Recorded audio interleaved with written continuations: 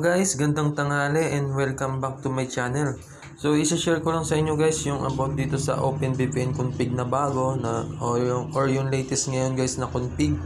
Dahil lang sa yung iba hindi makakonect sa OpenVPN ngayon dahil sa nagkatayan nga po sa www.wixin.qq.com na payload. Okay, ngayon guys ilalabas ko or share ko sa inyo yung panibago. And then sana mapanood nyo to hanggang sa uli, and then please subscribe and click the notification bell and like, comments na rin kayo yung kung sa mga nakakonect, and salamat guys. So okay, start na tayo guys. Bago pa lang tayo mag start guys, no, para kay Cram Gaming PH, sana mapanood mo to ng buo para makakonect ka na sa iyong OpenVPN config. Okay, so start tayo guys. Gagawa muna tayo ng account. Click tayo sa Chrome.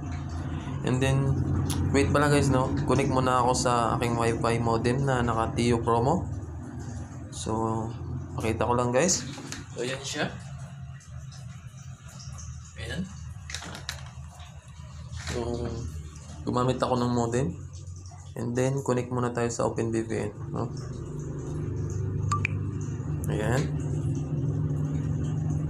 So dito tayo guys, no, SSH injector. Ayan, kopyahin nyo lang guys, and then start. Click nyo lang yung 3 layers na yan guys, no. Oops. And then VPN servers or VPN servers ulit. Close lang natin yung ads, and then scroll down natin guys, hanap tayo magandang server. So dito ako gumawa kanina, so dito na lang din tayo, no. Okay, 5 days lang siya guys, no, active for 5 days. So 29 available pa, so pwede. Click natin create VPN, lagay tayo ng username, password, example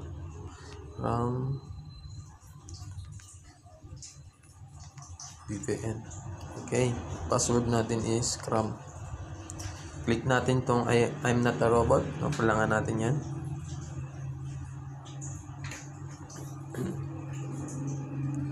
And then create now. So yan, itong config na to guys, no, para sa TIO promo lang, TIO 50, TIO 60 and TIO 150, no. So yan, nakagawa na tayong account guys, no. Successfully account.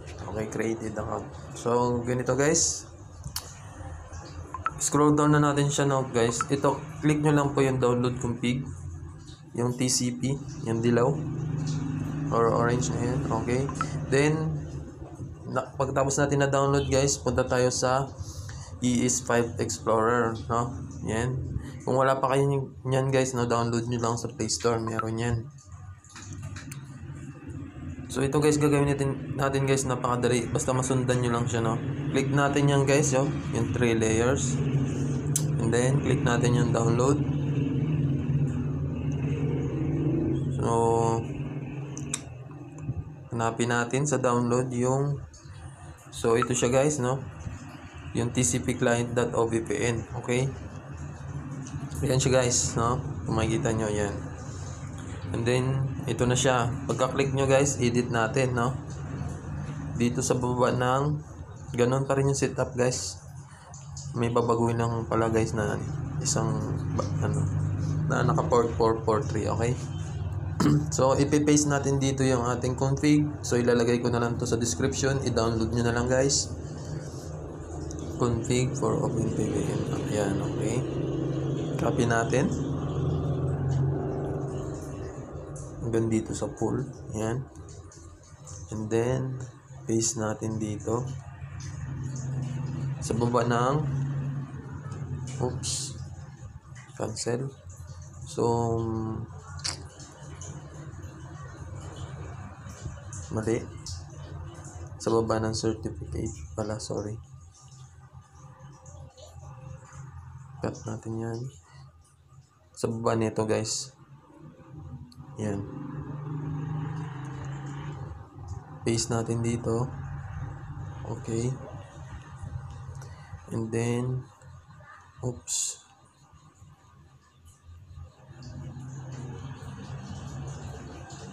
Yan. Kung makita nyo siya guys, ito na yung pinaste natin, no? Yan. So, ang gagawin natin dito sa HTTP proxy, so, i-copy lang natin tong remote. Yan.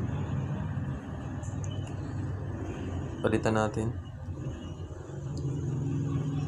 159.65.142.153. Okay?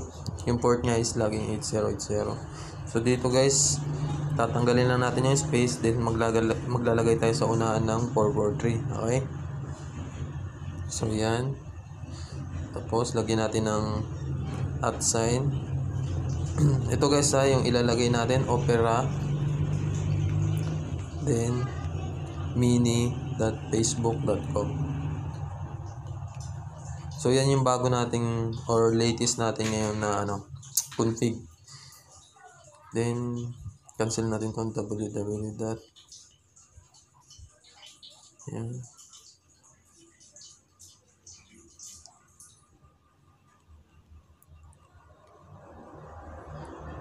So, okay.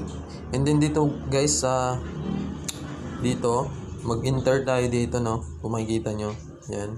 Mag-enter tayo dyan. Then, lagay natin is port 443. Yan guys, no? Tignan nyo mabuti guys, ha? Yan, para mag-connect. So, okay na yan guys, no? Save na natin. Wait lang.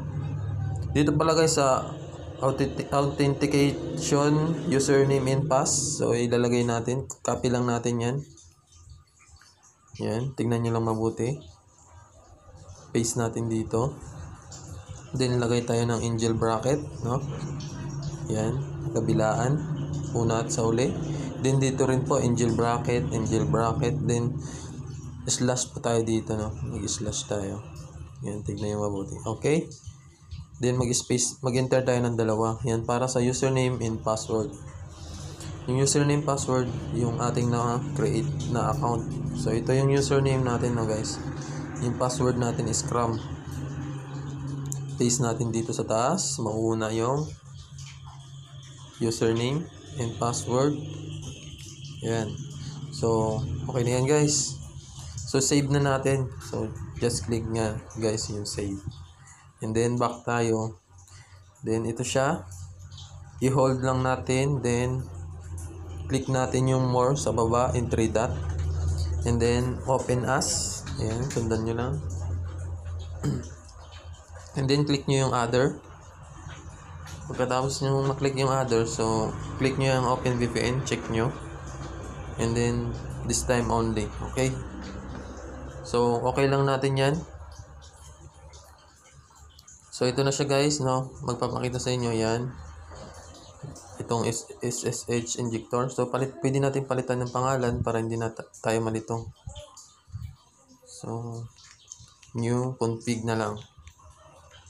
Cram. Yan. Click natin yung add sa taas. Yan. Add sign na yan. So, click natin. Disconnect muna natin, no? So, ito na siya, no guys, yan. New config cram. So, gagawin natin guys, i-click lang natin yan para mag-connect. Try natin. So, continue lang natin. So, yun guys, ang bilis mag-connect. So, try natin mag-YouTube. Sana makatulong tong YouTube tutorial na to sa inyo guys, no? Yun, mabilis. Sana napanood nyo hanggang huli. Salamat nga pala sa mga nag-subscribe and nag-click ng like. Okay? Sana matulungan nyo rin ako maparami yung subscribers. And then, good luck pala guys. And God bless sa inyo. Sana lagi kayong nakapalo sa aking tutorial. Yan. Speed test natin, oh. So, wow. Ang bilis.